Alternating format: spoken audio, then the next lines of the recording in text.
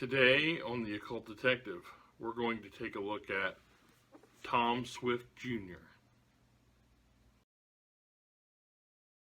So, if you caught yesterday's video where I shared a collection of Ken Holt mysteries that we ran across at the same book buying trip, we discovered a nice bundle of Tom Swift Jr. books, and I thought I would share those with you today.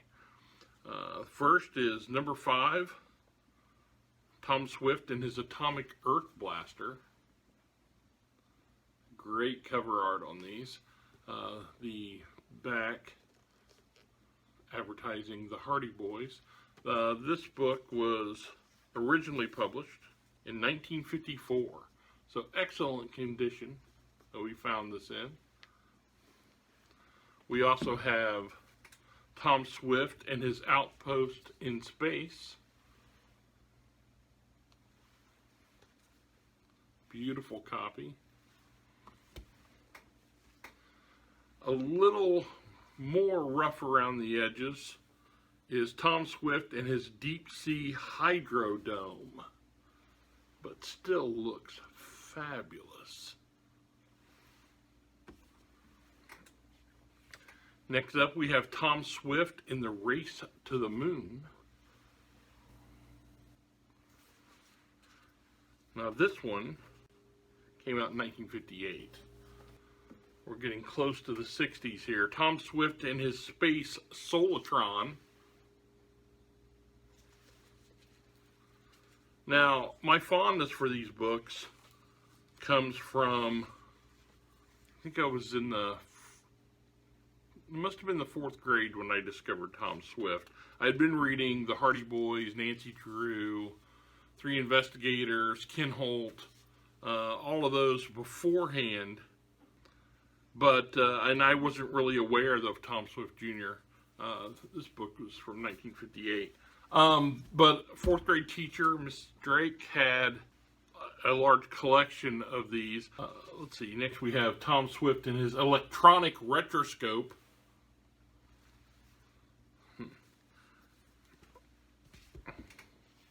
And I think we're getting ready. Oh, yes.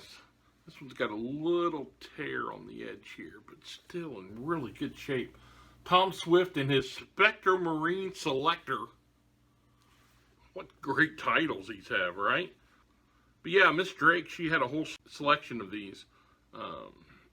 This is from 1960. And all of these up till now, you know, have had the Hardy Boys advertised on the back. This next book, Tom Swift and the Cosmic Astronauts, which, let's see, this book came out in 1960 as well. It advertises Meet Brett King, a new kind of Western hero. Yeah, I've never seen those, but I'm confident that I would have loved these. Everything that came out of the Syndicate was just great fare for a young guy like me living on a farm. I read, you know, a large handful of them in that 4th grade year of elementary because they were there and they were different, you know, than anything else.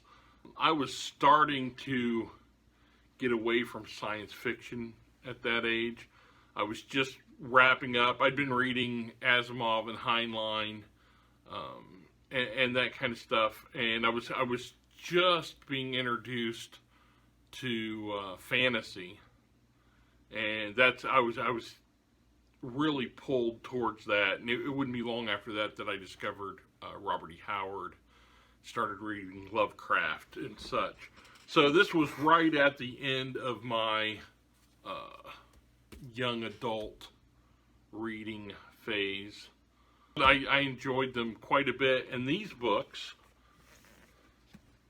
all in really great shape. You can see here. They will be for sale soon on our Attic Pages site. If you're interested in Tom Swift Jr. and collecting them, these would make great additions. Tom Swift was, like I said, a lot of fun. I have never read Tom Swift Sr., which that was interesting. When the Syndicate, usually what they did was they would rewrite an older series, coming into the 50s and 60s. Instead of doing that with Tom Swift Sr., they decided instead to create the Tom Swift Jr. character and kind of explore, a more modern approach towards sci-fi. I mean, they're ridiculous, but the boy genius aspect is a lot of fun. Although Tom was a little older than usually the Syndicate, the way they normally portray their young people, like the Hardy Boys, they were initially like 13, 14, and then they aged them up to like 16, 17. But Tom Swift Jr., I think he was like 18 years old. So a little old for the Syndicate stories, generally that they told. But great fun, exciting stuff, and these are beautiful additions, and hopefully we'll find them a good home. Well, thanks for listening to me ramble. Again, that's addictpages.com if you're interested. But as always, I appreciate your support here. And if you haven't already, please like and subscribe and do all those sort of things. But most of all, happy reading.